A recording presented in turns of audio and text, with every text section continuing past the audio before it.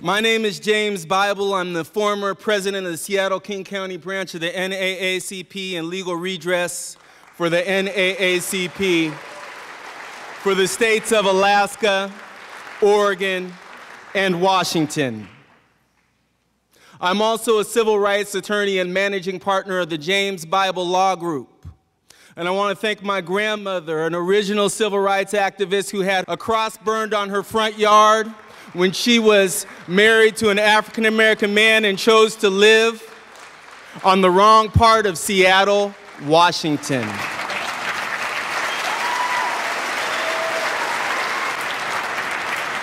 It is her stance and the stance of my grandfather, who was ultimately blacklisted, that led to me deciding to be a civil rights attorney, deciding to stand up against inequities and injustice, unfairness, and human rights violations. Now, I must admit something to you here today. When it was suggested that I would introduce Mr. Greenwald, I was back in Ohio speaking to a number of other attorneys, some of whom thought this would be a bad career move and choice for me. Some of whom believed this might be political suicide. And then I realized something. Who stood with my grandmother? Who stood by my grandfather when he was accused of being blacklisted? There are strengths in our numbers. And so when we have a human rights activist such as Glenn Greenwald, when we have somebody that's interested in making sure that we all know the truth and our freedoms are protected, we all must stand, and I think that's why all of you are here today. But the person that you are here to see is Glenn Greenwald, the author of several bestsellers, including How Would a Patriot Act? With Liberty and Justice for Some. Considered one of the top 100 global thinkers for 2013 by Foreign Policy. Considered one of America's top 10 opinion writers by Newsweek. May 2010, Glenn Greenwald set out for Hong Kong to meet an anonymous source who claimed to have astonishing evidence of pervasive government spying and insisted on communicating only through heavily encrypted channels. That source turned out to be 29-year-old NSA contractor Edward Snowden.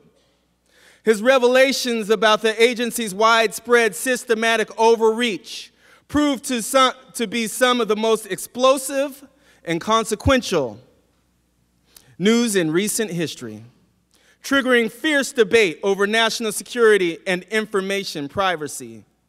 As the arguments rage on, the government considers various proposals for reform.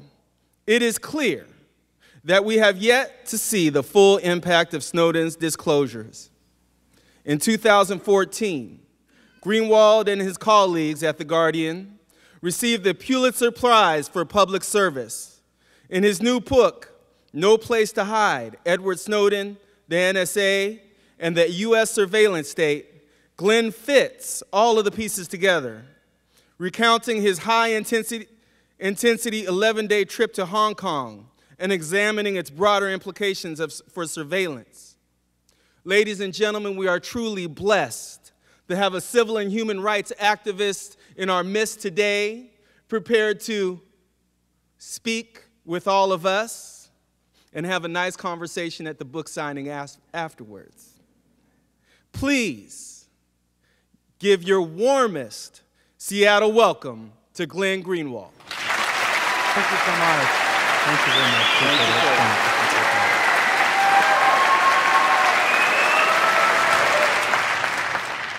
Thank you so much. Good evening, and thanks so much for that warm welcome and for coming out tonight. And thank you to James as well for those really inspiring and generous introductory remarks. And thank you as well to the Glazer Progress Foundation and Haymarket Books and all of the other sponsors for organizing such an outstanding event.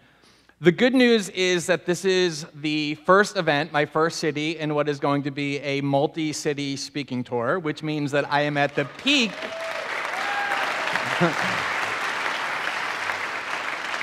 And the reason that's good news is because I'm at the peak of my happiness and freshness tonight.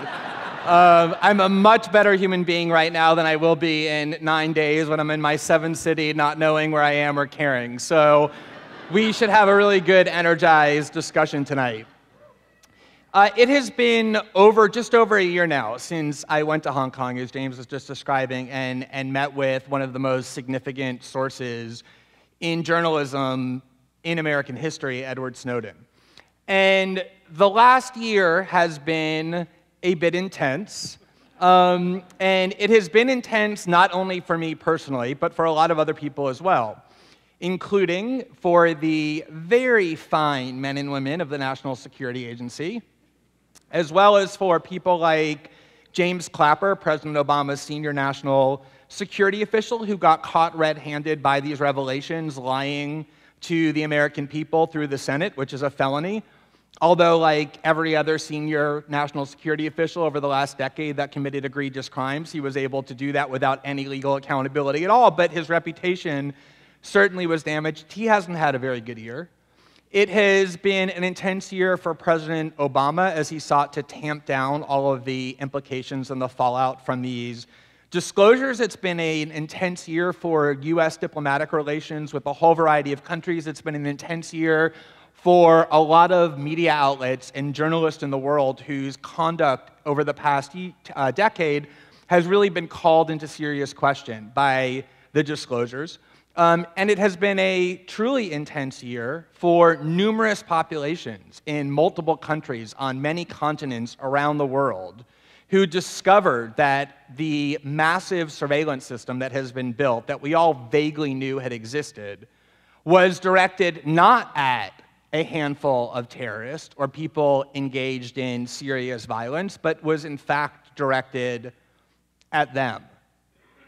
And I think one of the remarkable aspects of the last year has been how sustained the intensity is surrounding these issues. It's really not all that obvious that a year after the revelations began, I could go all over the world, which is what I've been doing in the last month in South America, in Europe, on the East Coast of the US last month, and now on the West Coast of the US, and have rooms like this fill up with people interested in talking about these issues. It's really kind of an extraordinary event.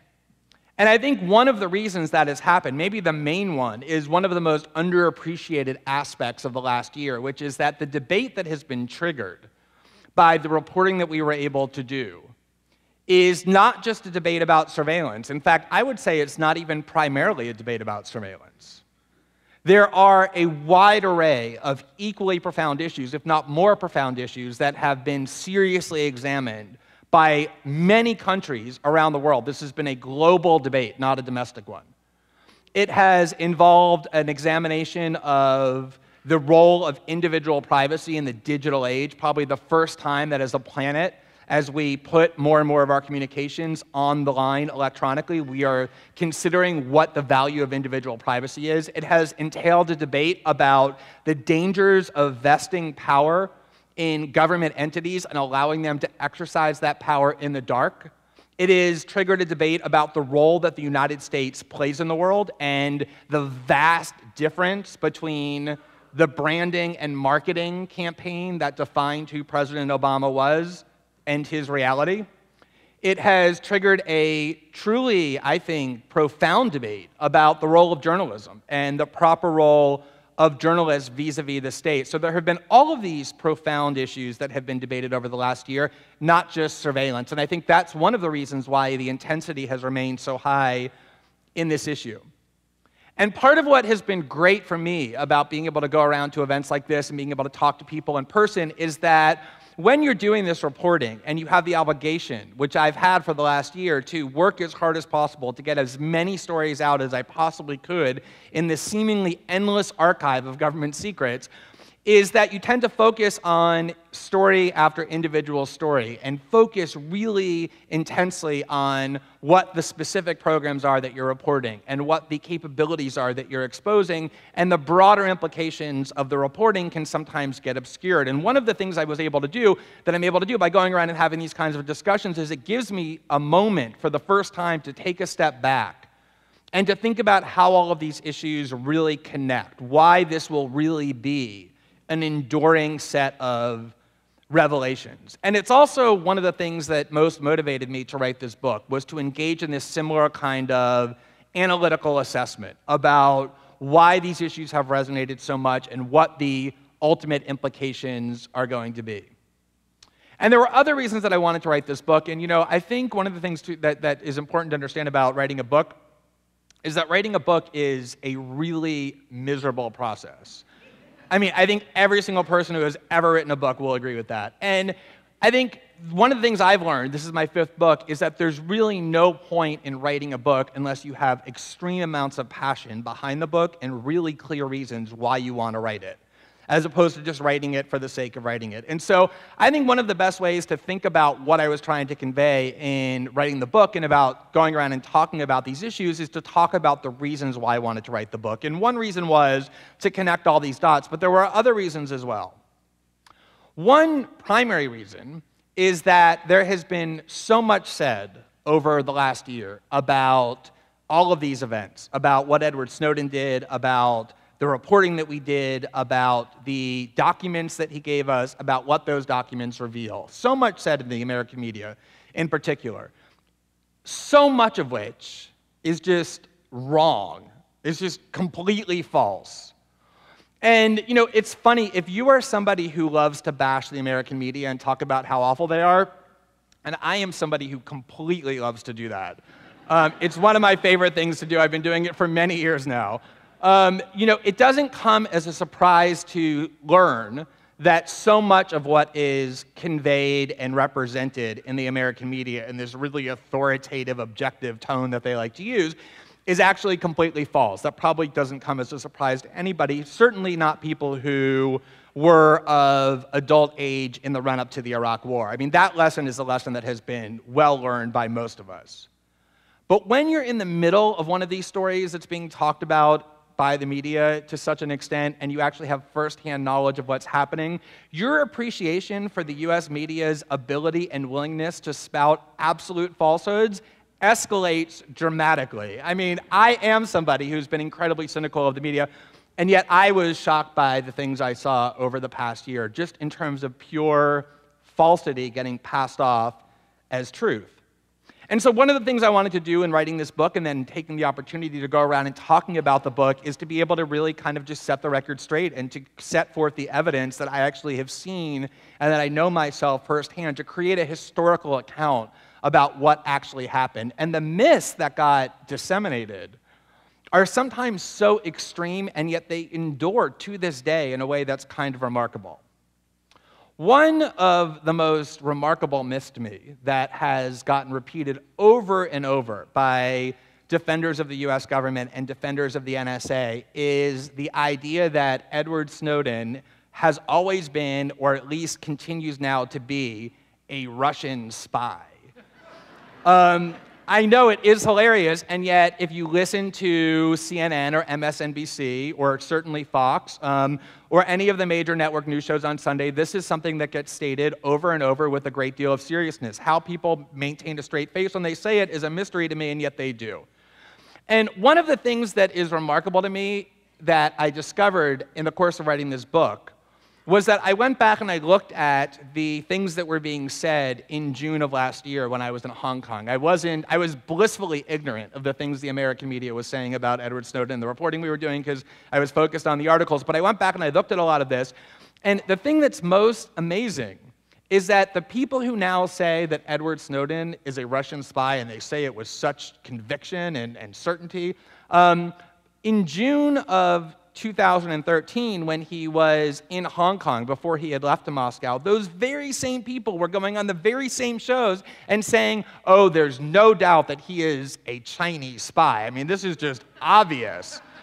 And then the minute he left Hong Kong and went to Moscow, seamlessly the whole narrative shifted without any recognition of what they were saying just weeks earlier. And I'm convinced that if he somehow managed tomorrow to travel from Moscow to, I don't know, Lima, these same people would be saying, oh, obviously he was a Peruvian spy the entire time. They'll just say anything. And my favorite instance of this occurred really recently. There was an op-ed in the Wall Street Journal by Edward J. Epstein, who frequently writes op-eds in places like the Wall Street Journal. It was on May 10th of 2014, and I'm just going to read the quote because it's my favorite quote ever. This is what he said. He said he had spoken to a senior Obama cabinet minister who, off the record, assured him, and this is a quote, "There are only three possibilities for the Snowden heist." The heist. There are only three possibilities. One, it was a Russian espionage operation. Two, it was a Chinese espionage operation. Or three, it was a joint Sino-Russian operation. I love that so much.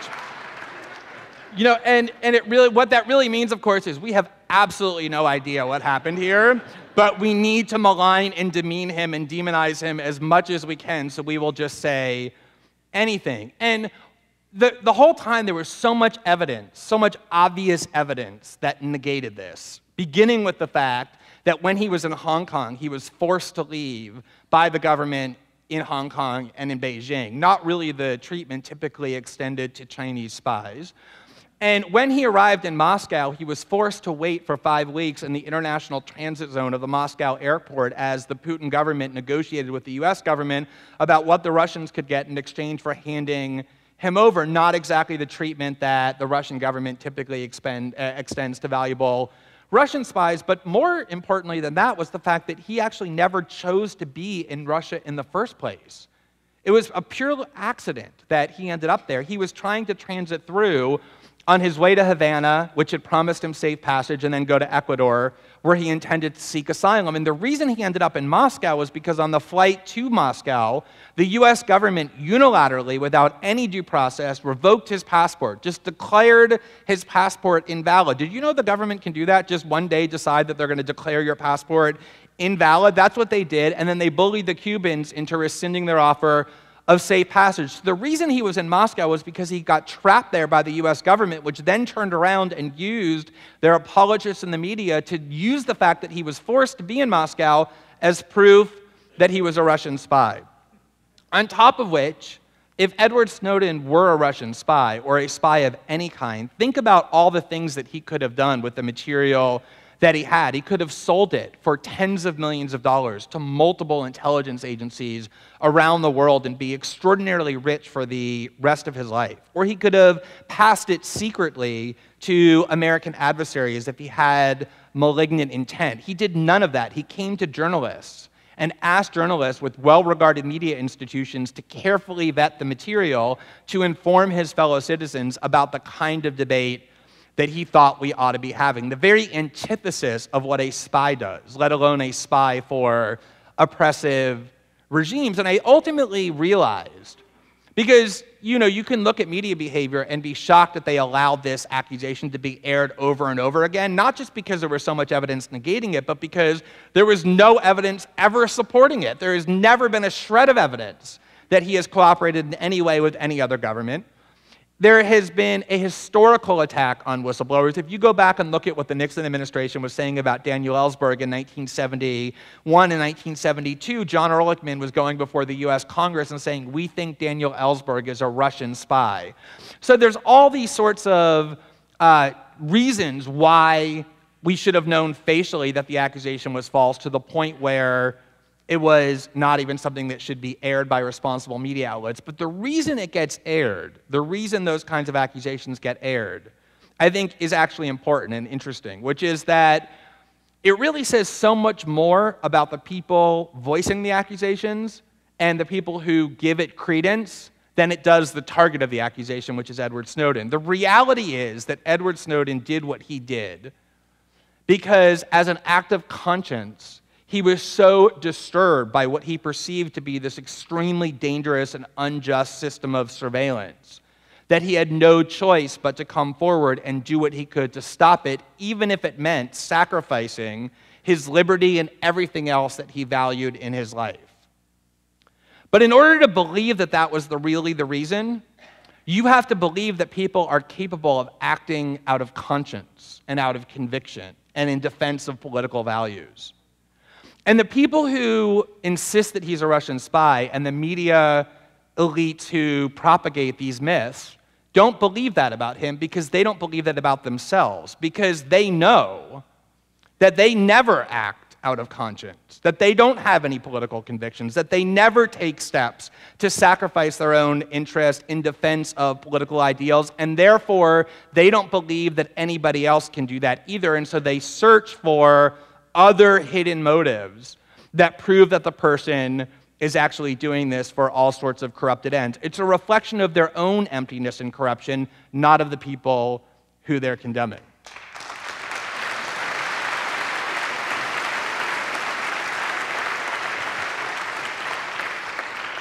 Then there was this other thing that got said about him over and over and still gets said about him that I find even more interesting and more amazing, which is that Edward Snowden did what he did because he is a fame-seeking narcissist.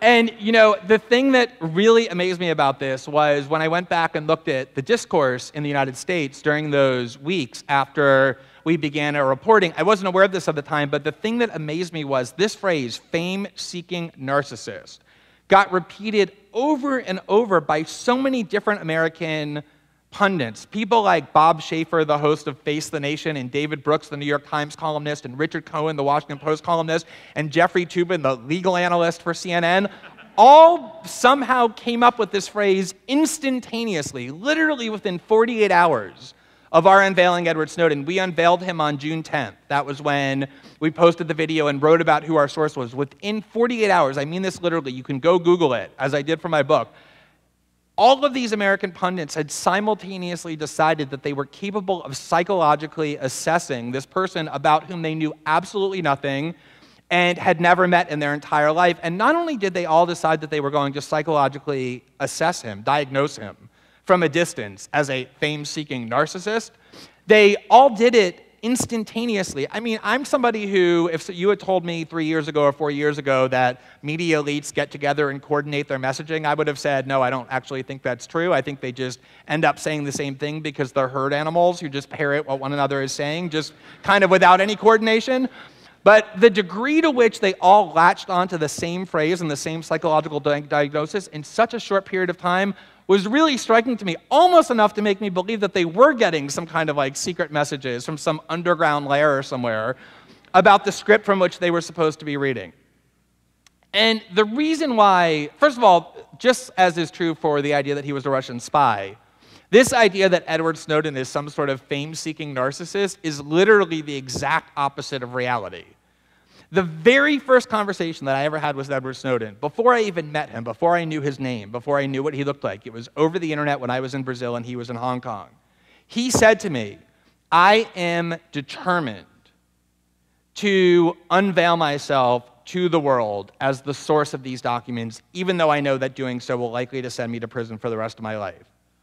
And the reason for that is that I believe I have the obligation to account to the world for what I did. And since I don't think that what I'm doing is wrong, I'm not going to hide in shame. I'm going to come out and proudly identify myself as the source. But, he said, once I do that, I am going to disappear from the sight of the media. I'm going to disappear completely. And the reason he said he was going to do that was because he knew that the goal of the media, the instinct, would be to try and personalize the focus onto him instead of where he wanted the focus to remain, which was on the substance of what these revelations showed. And so he said, I don't want any attention for myself. I want to disappear from the media site. And literally for the next 6 months after we unveiled him, I had every single big TV star, all of those TV actors who play the role of journalist on television, they were all calling me, pleading with me to arrange for an interview with Snowden, and he rejected every single one of those. He literally could have been the most famous person in the world on prime time every single night, and yet he categorically refused to do any interviews. The one he just did with NBC in Moscow was the first ever interview he did after that interview that we did back in Hong Kong a year later. And the reason was because he wanted no attention on himself. Really kind of weird behavior for a fame-seeking narcissist, I think.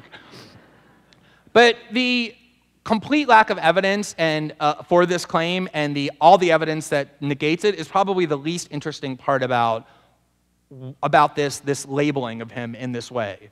And I thought about this a lot. This is probably one of the things that I thought about the most as I wrote the book and also as I've gone around and talking about it, which is in every single instance, literally, when a whistleblower emerges, or not even just a whistleblower, any actual dissident, they get attacked almost invariably as being mentally ill, as suffering some kind of psychological affliction, as having attributes, personality attributes, that make you want to run as far away from them as you possibly can. When I was a child, one of my childhood heroes was Daniel Ellsberg, and I have had the honor of becoming friends with him. He's a colleague of mine. We sit on the board together of the Freedom of the Press Foundation, which we jointly created with several other people, and I asked him, one of the things that always confounded me about the Daniel Ellsberg case was that the Nixon administration, in response to the revelations of the Pentagon paper, decided to break into the office of his psychoanalyst to try and discover his psychosexual secrets. And this never made any sense to me. It just seemed like the ultimate non sequitur, doesn't it? Like, the headlines are, the Pentagon papers reveal that the US government has been systematically lying to the American people for a decade about the Vietnam War, and the Nixon administration's response was going to be, Daniel Ellsberg is a swinger, or like had some weird attraction to his sister when he was 7 that he's trying to resolve in therapy. And it never made any sense to me how they thought that would be an effective tactic. And I actually asked him about this several years ago, and he told me, and I realize now that he was absolutely correct, he said, you're being way too rational about this.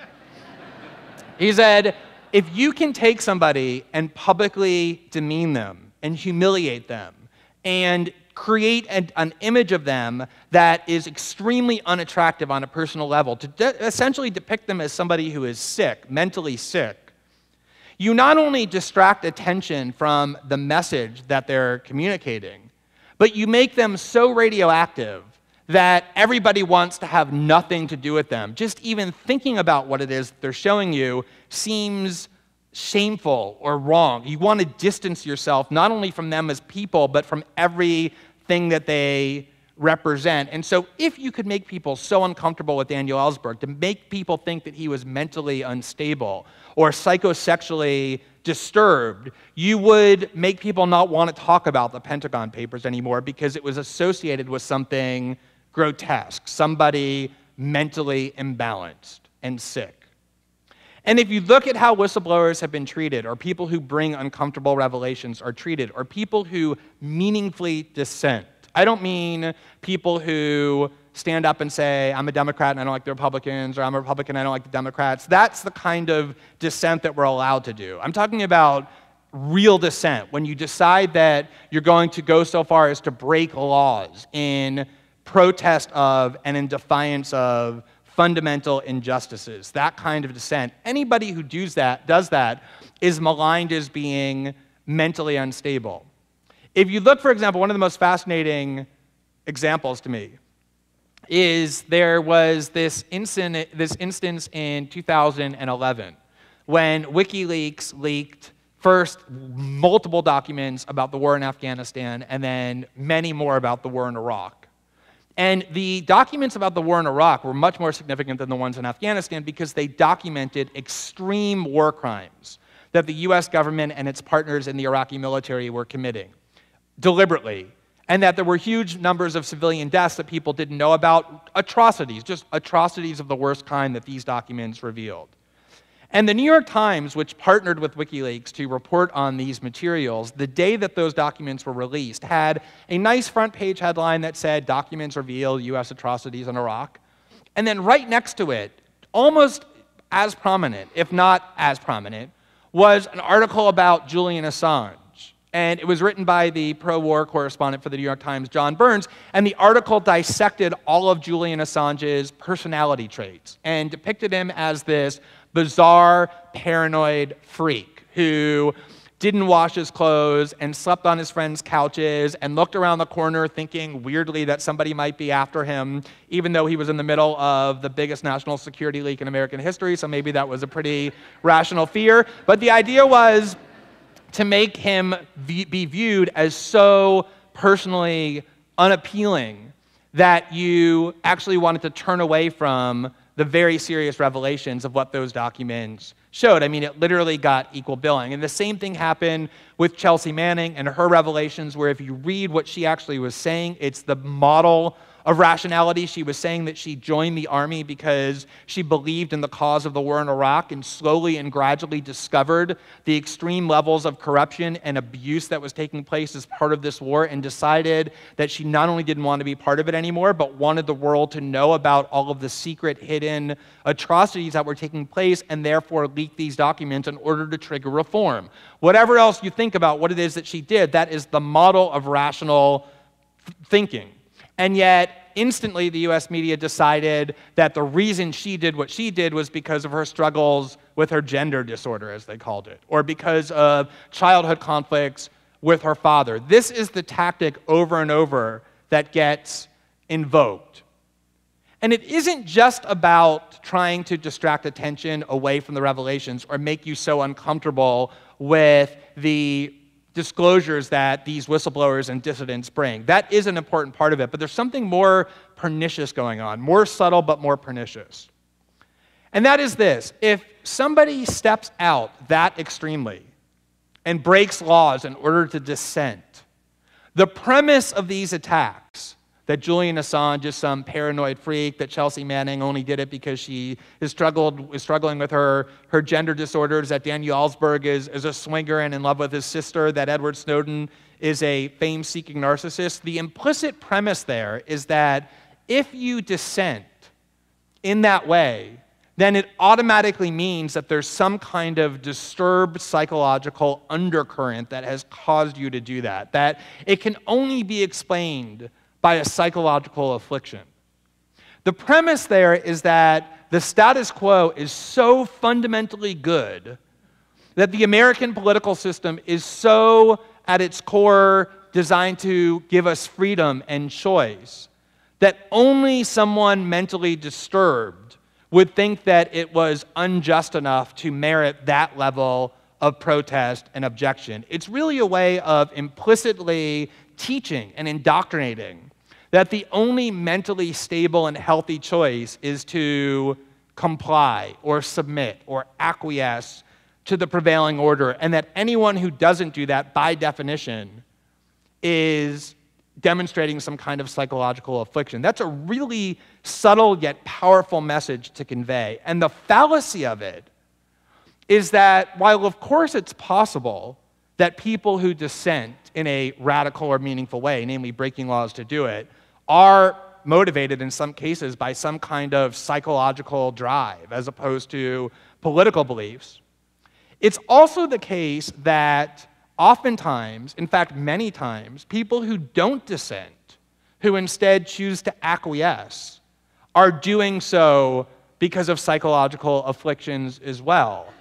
Perhaps it's authoritarianism, perhaps it's cowardice, perhaps it's excessive groupthink, but this idea that the only people whose psychological motives we assess are those who dissent, but we never psychologically analyze those who refrain from dissent, is a really odious notion because it inherently delegitimizes the idea of dissent. And I think it's a very reasonable question to ask. Who is actually the psychologically disturbed person? Chelsea Manning, who comes forward and wants to reveal to the world the atrocities that the US is committing in Iraq? Or all of the people who decide that those atrocities aren't enough to make them object in a meaningful way? Or who is it who's really psychologically disturbed? Julian Assange, who decides that this massive secrecy regime is dangerous and menacing? Or those who work within it, the tens of thousands of people who work within it every day who do nothing about it? Or who is psychologically disturbed? Edward Snowden, for deciding that all of us should know about the extreme invasions of our privacy to which we're being subjected in secret on a daily basis, or the tens of thousands of people who knew about it and did nothing, and the officials who perpetrated it. That's a really important debate to have. But this idea that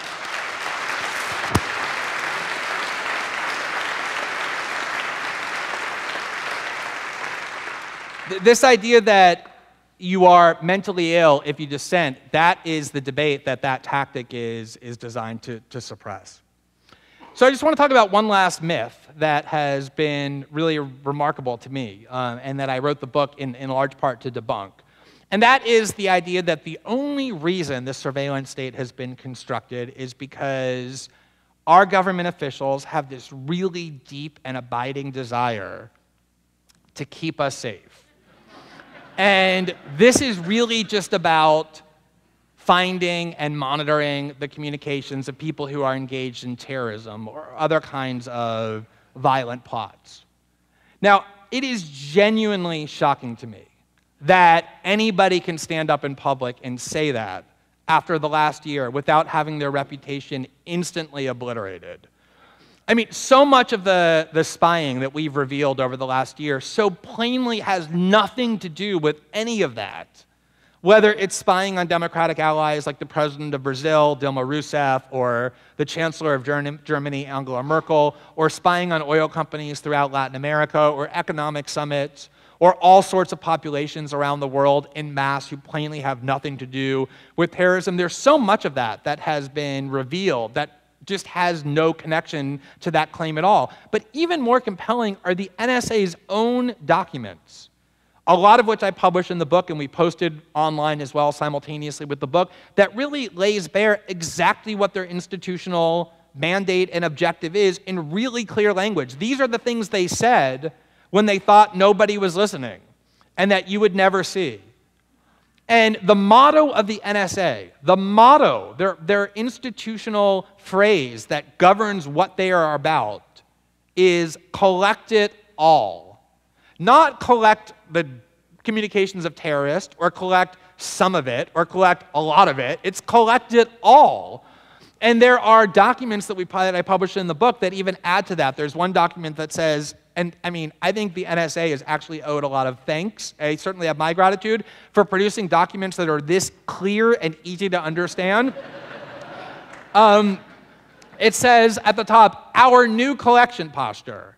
And then there's a little circle, and it has 6 phrases that define what their collection posture is. And at the top it says, collect it all. And then it says, exploit it all, process it all, sniff it all, partner it all, and know it all. They are collecting every single day billions of emails and telephone calls. They have entire populations under surveillance on a daily basis, including our own. It is the largest system of suspicionless surveillance ever created in human history. The idea that they can still stand up in public and say, this is about terrorism, and have the US media and all sorts of other people take that seriously is one of the most powerful indictments of just how rotted our political discourse really is.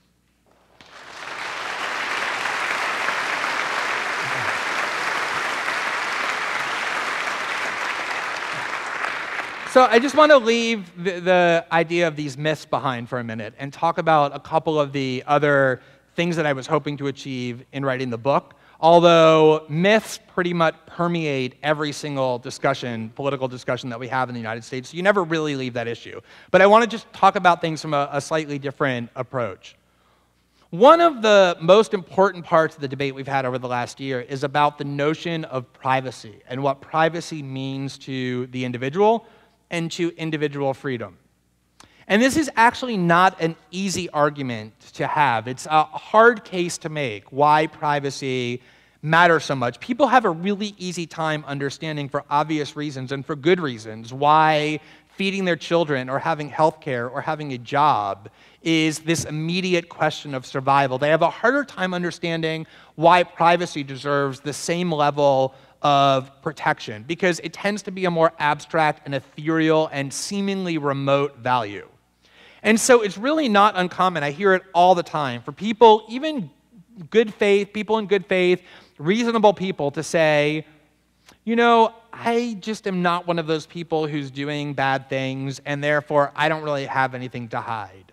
And I don't really mind if people read my emails because I have nothing to hide. And the CEO of Google actually put this in the purest and most disgusting manner. He said, you know, he was asked in an interview about Google's systematic invasions of privacy, and he said, if you want to hide something, if you're so worried about somebody knowing what it is that you're doing or saying, that's probably a really good sign that you shouldn't be doing it. The idea, the premise being that the only people who have something to hide are people who are doing something evil, something wrong, something criminal. And one of the fascinating parts about this claim is that the people who say that, who say, I don't really have anything to hide because I'm not doing anything wrong, they don't actually mean it. And the way that you know that they don't actually mean it is that these same people put passwords on their email and social media accounts, and they put locks on their bedroom and bathroom doors, and there are all sorts of things that they say and do, and that they would only say and do, and they think that nobody is watching or listening, that they would never in a million years say if they thought other people were knowing what it was that they were doing. There are all sorts of things that we have to hide as individuals that have nothing to do with violence or criminality.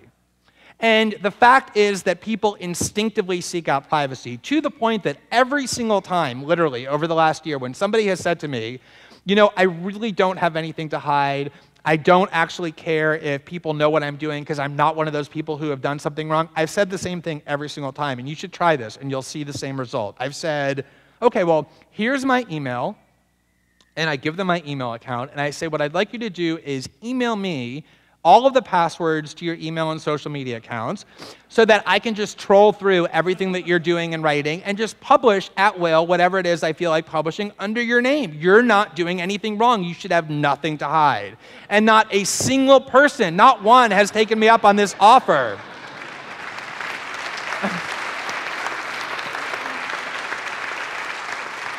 And there was this remarkable op-ed early on after we had published the article revealing that the NSA was collecting what they call the metadata for every single American, meaning metadata seems really technical when you call it that. What it actually is are the list of every single person with whom we're communicating. Who's calling us? Who are we calling? How long are we speaking for? Where are we when we speak? Who is emailing us and who are we emailing? And Dianne Feinstein, the chairwoman of the Senate Intelligence Committee, who is the NSA's best friend in Congress by far, wrote an op-ed in USA Today saying, I don't even understand why people are so upset by this. In fact, I don't even understand why they're calling this spying. I mean, it's not really spying on somebody if you're not reading the content of their email, if you're not listening to the content of your phone.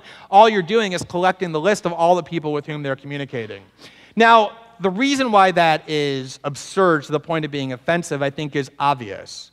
Think about how much somebody can learn about you, how intimate they can get in terms of their understanding of what you're doing just by having what they call the metadata. If you're a woman who calls an abortion clinic, or you're somebody who calls a physician who's an HIV specialist, or you call a drug or alcohol addiction hotline, or you call a suicide hotline, or you speak with somebody who isn't your spouse late at night, collecting all that information will enable people to know some of the most intimate information about you. In fact, sometimes more probing and more invasive and more intimate than if they were listening to the content itself. But one of the things about Dianne Feinstein's claim was that there grew this sort of online movement instantly after her op-ed that called for Dianne Feinstein to be true to her words, that if spying isn't really collecting all this information, that every single day at the end of her workday, she or one of her 8,000 assistants should post online the list of all the people with whom she emailed and telephoned that day and all the people she met in person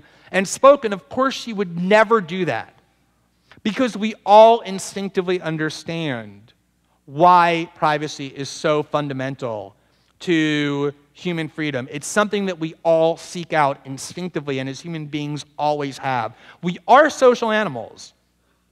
We do need other people to know what we're saying and doing and to hear what it is that we're doing and saying. That's why people voluntarily post things about themselves online and why they've always sought out human interaction. But just as essential to what it means to be human is having places we can go where we can think and read and be and choose and act without judgmental eyes being cast upon us. And there's all kinds of social science research, but I think our own personal experiences are even more compelling that demonstrate that when we think or believe that other people are watching what we're doing or monitoring us or judging us, our range of options shrinks considerably. When we think other people are watching, our behavior becomes more conformist and more compliant. We do the things that we think other people want us to do and will judge us well for, because as human beings, we all try and avoid shame and being condemned and being denounced. It is only when we have a realm that we can go to where nobody else is watching or judging us. That is the realm where creativity and dissent and exploration about who we are as people exclusively resides. A world in which there is no private realm is a world that becomes much less interesting, much less creative, much more submissive and compliant and obedient, which is why governments love surveillance, because it instills those behavioral values in people. You have not a physical prison that you get put into, but a prison that enters your mind. That is what the true purpose and the true outcome of a surveillance state is. And I think we all instinctively understand that, but I think the ability to sit back and think about why privacy is so important is a really crucial part of the debate that we've had over the last year.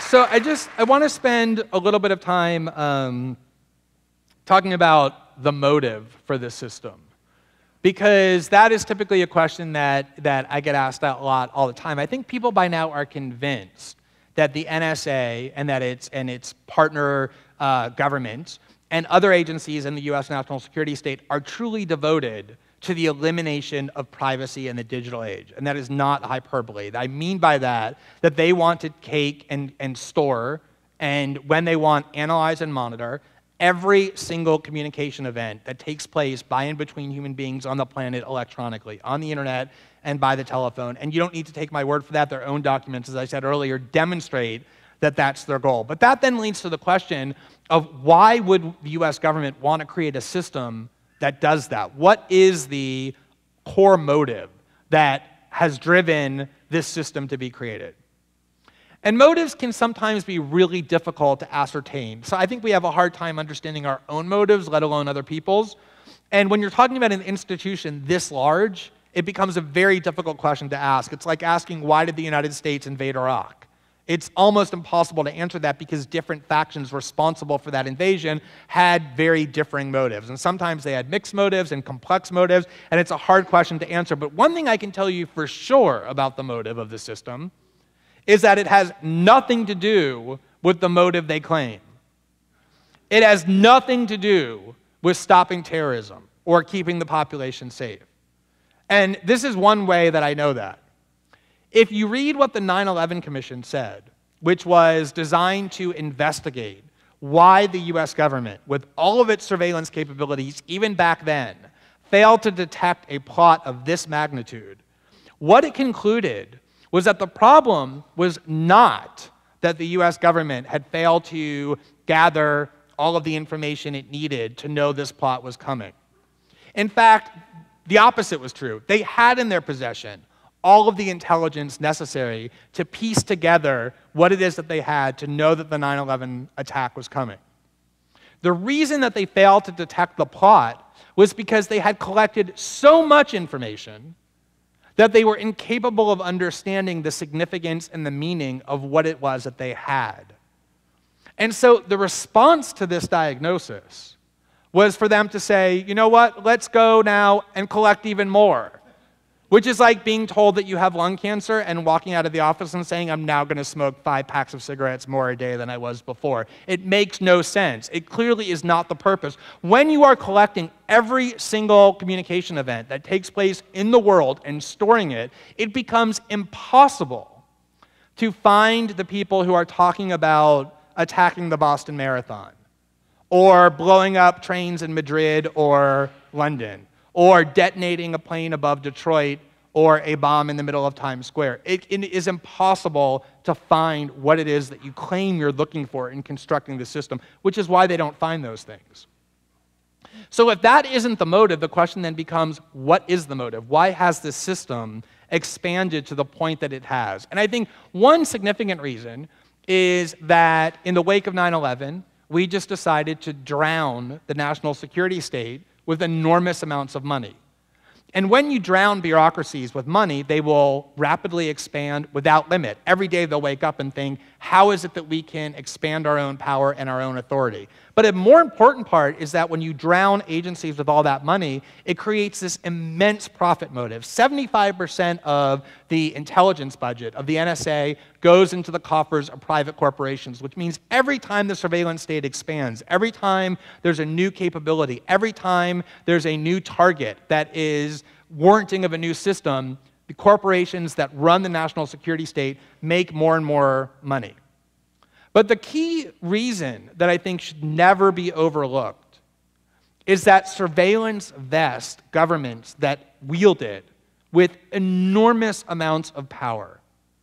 If you can know everything that a citizenry is doing, especially at a time when you are creating higher and higher walls of secrecy behind which you're operating, the power imbalance becomes immense. It becomes virtually impossible for that citizenry to challenge in any meaningful way the people who are wielding power. And I think this surveillance state is part of a wildly underappreciated trend, which is that we have allowed all of these very radical powers and extremist policies to take root in the name of the war on terror. And what has happened over the last 4 or 5 years as the war on terror has wound down is that these policies began to be imported onto American soil aimed at Americans instead of existing on foreign soil aimed at foreigners, which is why you see the use of drones now coming away from Iraq and Somalia and Pakistan and Yemen into the United States, or why you see the paramilitarized police forces that once patrolled the streets of Baghdad now visible in all American cities that were used to crush, for example, the Occupy movement, or you see the extreme levels of government secrecy that justify war secrecy being used domestically as well, or you see the idea that the US government can assassinate foreigners without due process now being aimed at Americans. This system of surveillance, which was pioneered in Iraq under the Collect It All banner by Keith Alexander, who was in Iraq at the time before he became NSA chief, also has been now imported onto American soil. And I think there's a real question about why that would happen. What explains this trend of importing these increasingly extreme policies that were once used to justify winning a war and now used to aim at the American population? And I think it's really important not to underestimate the extent to which people who wield power in the United States fear political and social instability, largely as a result of huge amounts of economic inequality. In previously stable Western places like Spain or London or Greece or Italy, there have been sustained riots in the street. Even in the United States, there were 2 political movements, one from the right, one from the left, that got successfully co-opted and crushed, the Occupy movement and the Tea Party movement, that signaled that there was such severe discontent in the United States that genuine instability, even some kind of a rebellion outside of the ballot box, was possible. And there's a real fear about this instability worsening because the economic inequality that has come from the 2008 financial crisis is not going anywhere. And when you have a fear of instability, social instability and political instability, elites can respond in 2 ways. They can either think about how to placate the anger that causes the instability by reforming and by redressing those problems, and I don't think our elites are even remotely interested in doing that. Or the second way is you can say, how is it that we can empower ourselves and shield ourselves so that we can prevent that anger and instability from truly undermining our power? And one way to do that is by consolidating the instruments and weapons used for population control. All of these weapons that were once used against foreign populations now being imported onto American soil, with this surveillance state being one of the most potent means of control. And I think it's easy to think about that as some kind of conspiratorial thinking, but the reality is that the states have always craved potent surveillance because of the way that it does breed compliance and submission in populations that know that they're being watched. So the last point I wanted to make is the one that I get asked about the most, which is Well, you've talked about all these interesting things that have happened the last year, and there's been all these fantastic debates, but what has really changed about this, about anything? I mean, the NSA is still spying, and the US national security state is still as powerful as ever, so what kind of changes really have taken place? And one of the things I think that's important to think about is the way that change happens. It's, I think, really easy to give into this idea that change happens overnight. And there's this sort of instant gratification desire that I want to see the building of the NSA collapsed. And if it's not collapsed and if it's still standing, then I'm going to conclude that there's not really been any changes. And the US national security state is the most powerful part of the United States government, which is the most powerful government on earth. The NSA is not going to collapse because we publish some of their documents and there's a bunch of anger around the world. And I think it's really important not to look to the United States government as the source that's going to impose real limits on the power of the United States government. Because that's just not how power gets exercised. People don't walk around thinking about how to unilaterally limit their own power. But there are some really promising signs. There are countries around the world, influential, significant countries, that are genuinely furious by what they've learned and who are working together to undermine American hegemony of the internet. I think even more significant is the fact that US technology companies like Facebook and Google and Yahoo and Microsoft are genuinely petrified in a really pleasing way about the impact that this surveillance system is going to have on their future business interests. They don't care at all about your privacy or about the privacy of their users. And the proof of that is that when nobody knew what was happening, they very eagerly cooperated with the NSA well beyond what the law required them to do because of all the benefits that they were getting and the lack of cost because nobody knew that was happening. But now they're extremely worried that all of you, aware of what they're doing to your privacy, and especially what 14-year-olds and 12-year-olds and 10-year-olds will think, is that you are no longer willing to use the companies that you know are turning your data over to the NSA and are collaborating with the NSA, that you will be vulnerable to appeals by Brazilian and German and Korean companies that you should use our products and not theirs because we won't violate your privacy. And the US government doesn't care at all about public opinion polls or about public anger over surveillance, but they definitely care about what Silicon Valley billionaires think. And these Silicon Valley tycoons are imposing genuine pressure now on the US government to limit that surveillance and also creating ways to convince the public that their systems are safe. But I think the most optimistic, the cause of greatest optimism for me about the changes that have taken place is that when people understand the extent to which their privacy is being compromised, they start taking matters into their own hands. There really are all sorts of technological programs of encryption and other means of rendering your online activities anonymous that are effective, that keep the NSA and other governments out of what it is that you're doing on the internet. The problem is right now, there are maybe 10,000 people in the world who use encryption.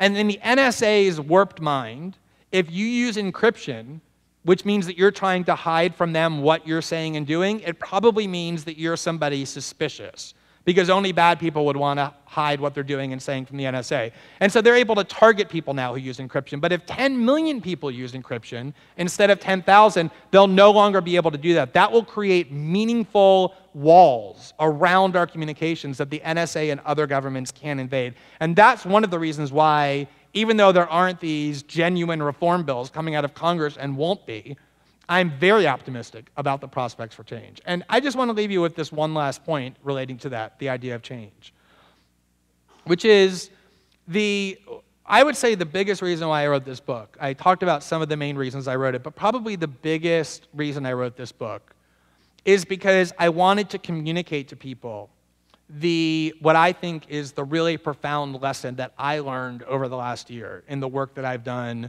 with Edward Snowden and on these materials.